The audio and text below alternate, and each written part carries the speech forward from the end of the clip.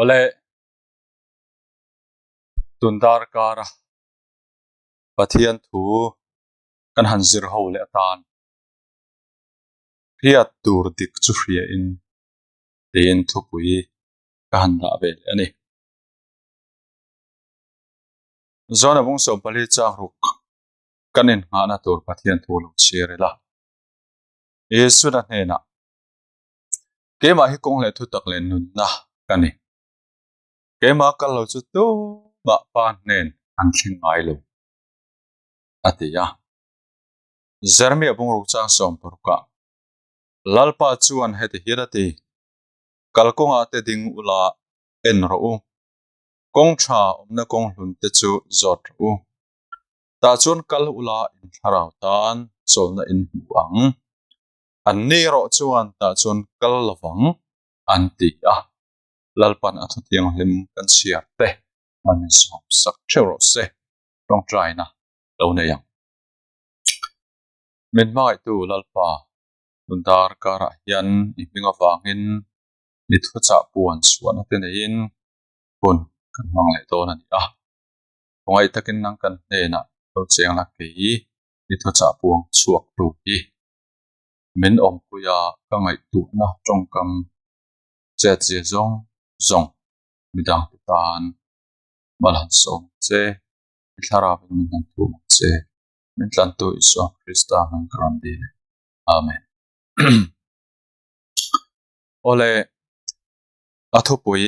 hankhel masatalokila hriat tur dik chu hria in kong lela ba chuan amol mang angreng viawa mase karel ru ina ako tir ka thlir chuan apoimo viau in kan hria mihring nona hian line rang oma kong rang om thina kan momo thil chi rang kan in lama kan seng lu thin tele kan le thina te po hian hriat tur dik hriat apoimo in atul zia tiang hian han soi ta ilang in chung khur momo tv ni mo til renga hang kha chu eng po lo ni se a original tak a online a original lo atak rul atak lo alo om ve thina ni chu atak kan hriat fu anga ya atak lo po kan hriat anga ya til atha nei thei tu chuan chawang chuan hriat tur dik athalama emo achelama emo po ni seng kan hriat atul ema chawang chuan he thupui hi ka han thlang ani ole zinmi te mihring kan ni chungin kan ni hun alo thlen chang oma hopui lam kan zin hun te hopui lam atanga thin tlang lam kan zin hun te a om thina chung huna chuan kan kalna tur kong te kan thlenna tur khuwa te ani na achin chuakin va hrevet lo ma ilang enga mo chen kha kan hriat lok angai ai om ve thina kan hriat lok lo tal po in kan kal sual lo na turin a hre om te kan zo a kong dik lo te kan zo kan bo lo na turin zo om kan zo ngaya chumi om zia chu hriat tur a thalo lama emo a chelama emo a thalama emo kan nei ve a tula ni na ani chu wang chuan ngun takin thil kan chik masak angai ve thina ni ren na konga kan kalna po hian a tholo lam kong le a thalam kan hriat dik kan mu fiat thiam apoimo a ta chuan chiang takin zo tur lam kan hriat pha thenga than tur lam kan hriat pha thei don ani chome chu ane wang chuan hriat tur dik kan hriat ta hriat lo tur tangkai lo po thil kan mamo ni lem lo kan nu na ta na sing nu ta tu lem lo po ria ta ngai na lai ta po om po po me te chuan voi kha chu Italy thlir kar Silesi anti atangin indo pui pani lai khan British tho na pakhat zan lama thok chuak turin a in buat soyani te chuan khati hun lai khan zana airport khati en phal a ril pa honak chu an han thok chuak ta reife an han thok ta mo tia khan tho na khan troma hun ta tia khan tho chuat ranga an ma tum le na tur Africa khomwal pui an ma tum le na tur an thlen huna khan an tho dar kar tang kan signal karon mai ani maro chu pilot te khan an be sei ai ha an thlen ma wangin ha tho na kha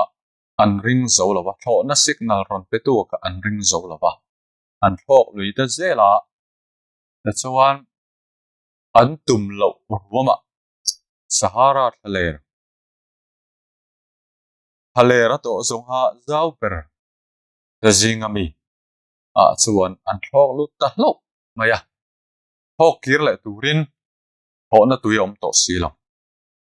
te chuan thalera chuan an han troma nunna an dam kho chu athena tura tui le ei tur omna kal thleng tur la in thliar kar hmun lai li le ril tak maya an lu to boxi an the zo ta feka an nuwa an chan chin chuia zong ten an ron hu chuaka Sahara thler a thok lut palin an thita feka ni ti an ron hriani apoi hle mai to ta chu ege ni kan mu kan ti chuan tho na in an tho chua tanga dar kar an thlen le na tur eng kim mai chin chiat apin signal aron pe a chu ring du lovin chu zo du lovin an ma ni na tha ni an hriat le ni tur an ngai an rin chana an kal ta a chuan an tum ram ho kanin an thi pha ta der mai ni ti kan hu ni ole chu tiang deuh chuan ring tu te hi he khovel hi kan khwal zin na ram ania khwal zin kong kan zo mek ania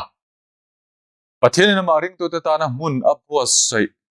ram min tiang chu Jerusalem arani so mi khen bai sei chuan kan kal meka to ta chon mani ngai dan le du dan mai te kal wa kan kal na tur kong min ko mu tu kan Bible thiang hlim ina min ko mo kong kan than kan zo apoi mo in atu mani so tiang ani lo chuan kan po in nun na kong kan zo emo kan ti line bo ro na kong kan lo zo der theni ti kan riat a thani peter thon kan pung hi chang so pakata chuan du tak teu mi khwal le khwal zin in awangin tharau do thin tu ti sa cha na pan san turin ka ngai chu mentia me khwal zin kan ni awangin ekovel hi kan kum hlun na turan ni lawa kan tum ram kan tum mun theng turin ke kan pen meka chata chuan su kan tum ram thlen na tur kong Bible thiang hlimina min ko bu kan riat fu ngai ha tin chu tiang ani hual chuan kan kal lo na tur zok kong ani pong engama chen kan riat ve po atul na lai te po na china kan sei ta ang khan boko me chu wang chuan mun devin kan chui kan chut atul ani te chuanin kan tum ram kan thlen lo na tur hian setana hian Bible thiang hlim kan tum ram kan thlen na thei na tur kong min ko mu tu ani lo zonga kai lekin mitam tak chu min huaya a hlo tling hle mai a ti turani ten chatiang ang chu ani mek lai pe lama ring tu tan na hian hovela kan chunga kan mamo tur rang te mang hian thim lama min nu lu atum reng pokani chatiang chu ani awangin beng kan chita kan rilru ina kan chui ve a hoi hinge kong hlun le him ti an suang tu le chui ve fo hoi mo em ani de chuan satanan min shuai pe na tum ngar awangin ngun takin kan in rin ve tu la Kristan nun na ko min shuai tum ngar poka chawang chuan riat tur dik kan riata kan riat fu po apoi mo le ome de chuan ama sa in riat tur dik Krista ni na le chatuan nun kong kan riat hen atura kan riat na sak mai pakhat chu satan hazia nun na Kristan min shuai tum reng la ya so kong kan kal lo theina tura chan lo kho ve ngar tu satan ani na kan riat ve atu na ni zona bung re chang somli pali kan siar chuan nang ni zong in pa dia bola hena chuak in nia in pa du zong ti in du ani chu atira ta tual thatani thu taka omlo a chunga thu tak renga omlo awangin dot hu asen ama ti chu soi ani thin dot hei ani sia dot pa po ani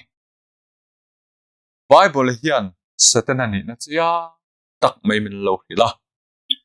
thu taka omlo ania mia pum theida ani po chuan dot puwa chupa thil soi thin ani tia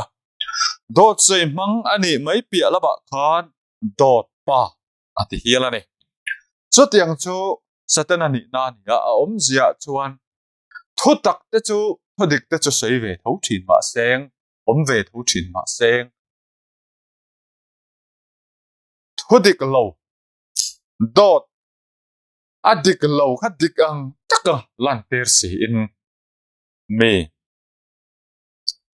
ruai pen atum char mai ni chuwang chuan satan zia ani na hi kan riat china poim ema khovela hian dot soi awanga long tel metam tak anom to thina thil dik lowa in zuara somtam tak hai lu ta khovelan om chunga an hlotling le mai a an ti tur an tam khop mai som don na ani mo politics line ani mo hang kha a om thei ome thil danga te po chung te chuan an mani hlo na tur talin helan ya va fak moi na lam ni lamin azia zia ome amara chu satana ero hi chuan ama ta na hlo na pakhat ma om mi lawa chatuan nun na changsela pathian in adu ngoi mai mi sing te kha atam thei ang per kha shambun laman anu lu thena turin dot han mi ka ape ngar ringot mai ni aswalin rap la mai chu kan riat chen ve po pui mo ma chu mi kan riat chen chuan ni tin na kan hun man na le bar kan dap na chung ko ma mole tul kan ti na hian hei hi katan thanga lo ni reng thei ni ti kan thra thimin in ring reng khan kan om thei ha do na ni te chuan zo da bung som chang som kan chir chuan ruk mang chu ru tur le ti lum tur le ti cha tur lo chuan a lo kal lo ke zong nun an nei nan tam taka an nei nan a lo kal ka ni satana kha chu mi ruk sak tu Krista ta ruk sak tu min te khana phi boy chara Krista ro chu mi nun na metam takin an nei nan a lo kal ka ni ti in a thu thiang le ma chu a chan chin le ani na a lo puan chua kan puni ai nang lo hle mai isai bung som nga le pathum chang ha chuan nema sela ani chu kan bo chin te wangin liamin a oma kan kholo na te awangin vuak thetlin a oma kan thamu na tura thunun na chu achunga atla a vuak na vual te ti damin kan omta te in min lo hi alvaro puyem ti ro khang vuak ka liama om na zong song te kha nang le ke nun na kan chana ti dam kan lo nia limna kan lo ni na tura ni ti kan mu ani chawang chuan eng angin nge Krista hi riat satana ni na hi angin nge riat tur dik tak kan riat na khan than tur dik min than terin zo tur dik min zo ter nga pom dur dik min pom tiranga nun dan tur dika mi ruai to nani ole mishing te hi Krista tel lo chuan mani sual na mo shremna purle tur thup tur kan ni vek maya ma se Krista chon chung chu ngai ngam lovin kei ma mi mal hi nang ma mi mal kha amma nun na de in theng apoi ti lawa chen a theng chan ta ka ngai cha min ngaya de chon amma nun na le kan nun chu khosa aron thina mangin min thlengin min ron oi nunga min lo phur chuak ani cho tiang chuan min mai tu min chan dam tu chuan mi hring ta tan na athoka cho mai chu ni lovin ne tin na min kai hruai min om pui min tiama van ram chatuan nun lim na le lom na chuai ve ngai to lo tur min tem tira min chan tira tuma satana ve thung ro chuan bum tumin dot nen min be char changa ruk bang ang main ruk tur pathian ta the sen hlu taka atlante min ruk sak tur khan a min ru tur khan at chana kho ve char sar bai ni tiang hen satana zia bible na min lo tar lan sak kan huwa lo chiar vele tailang petera thon khat punga chang riata ngai venula fem khurro in king pui dia pada chu sakai bak nei room chin angin ai thei tur join a phi ruai thin sakai bak nei ten an sa se thei zonga an ve the hen lai te an lo chang lai te an te kan puto thin ome chu tiang ang che chuan satana hian nang kha ke hi kan pan lai zona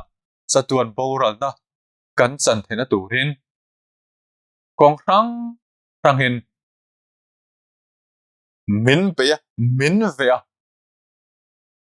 chana kho reng ani ti kan mu ni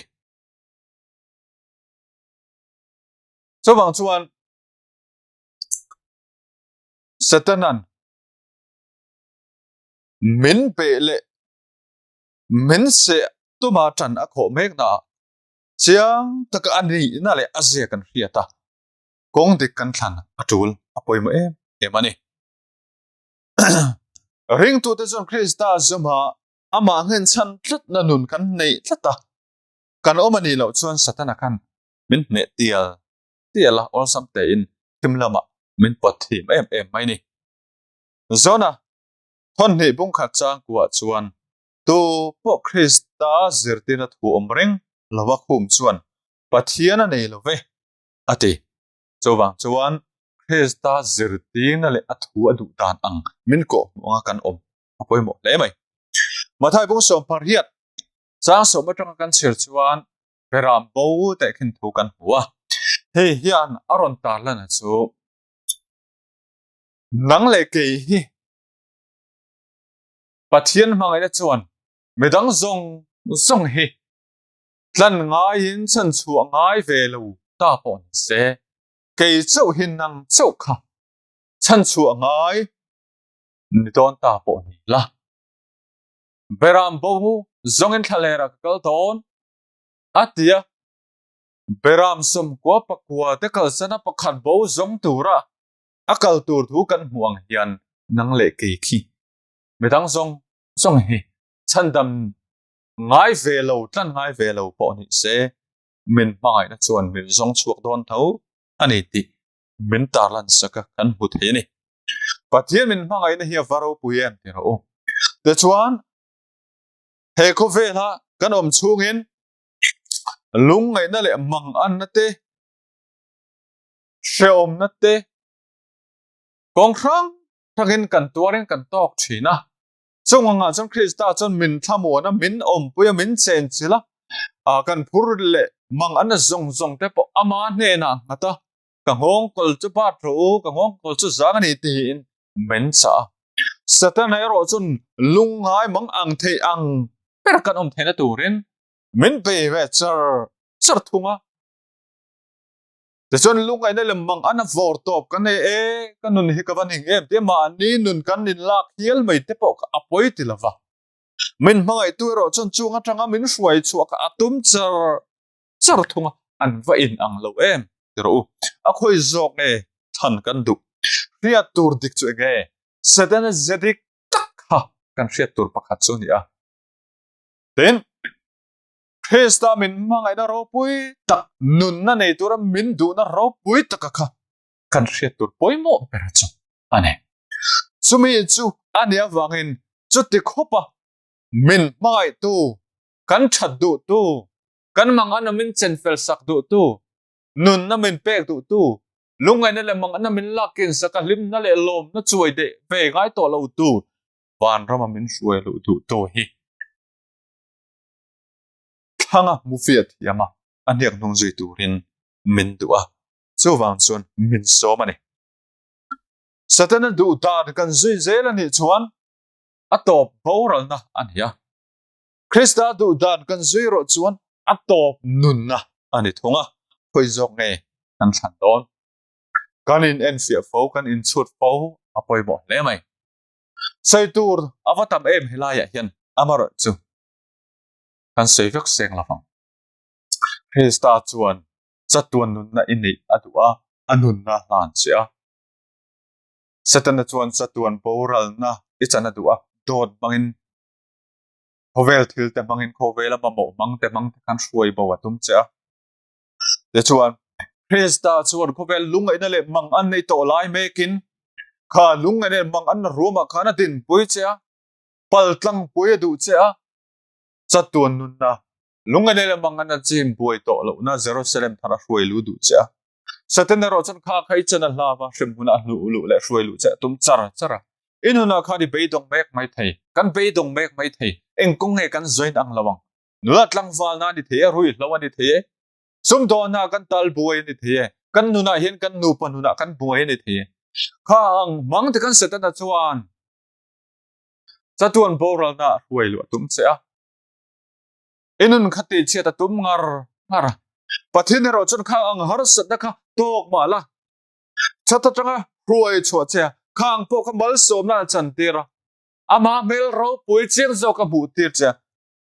chatuan nun na huai che atum char saran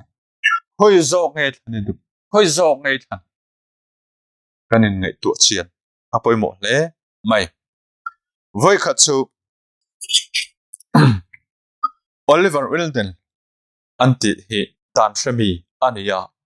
ahun lai chuan alar maya mi te riat lo dan alam thu mi thiam pi ka ngai ani chuan voi kha chu rela chuanga azin na tur kong lampanin achuang me kani the chuan conductor in rel chuan man kha an book lo te kha an chuan na tur kha an book lo te kha ron en fi in ticket aran chekani ama me te khan an phor sap me te khan an phor sap maya a in dap pe thina nge ni o atia amuta mai lawani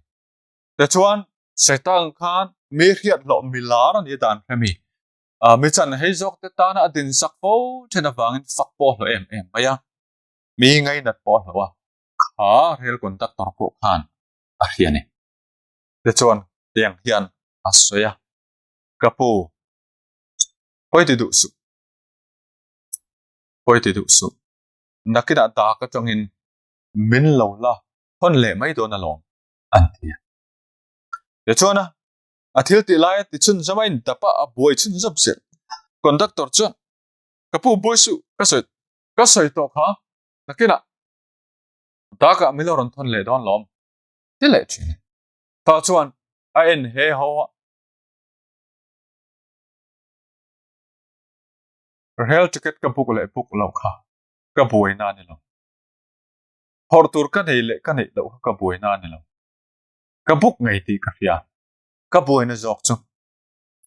kharel ticket a khan ka chuan ka thlen na tur khuwa ka zen na tur khuwa in sia ka tu na he ka thei ngela hoyang nge ka kal do ti ka khalo kha ka boi jok ani ticket a khan chu in sia ka chu ka hedu ni ati ye anti dan shemenia mi fing tak nia ngai ni ma se azit na tur khuwa ka abuai mai ole hetiang hian ring tu te kan Christian nun kong zo da hian tiang mai te hian kan kalem le kan tumna kan thlen na tur mun po pe sei chiang mang lo hian kan om mai em le tin ani lo vek le zin kong kan zo na hian kan kal na tur kong po chiang mang lo hian kan kal mai em le khatiang ha kan ni chuna poyang cho ta chon chu tiang ang chu kan ni lo na tur hen ubain ni hen tun tar kara hian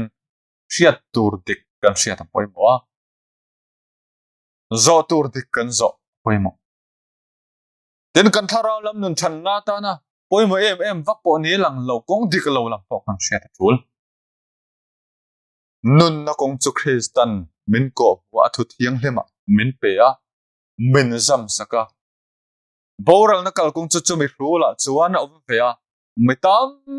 takin so so kan zia Christian na ko ra mangin kong dik lo kan so thin chung lam min mai turil roi hi kan fatin na don thin tak em chu wang chuan kan kal na tur per van ram sachianga kan kal na tur kong po bela kan om thena turin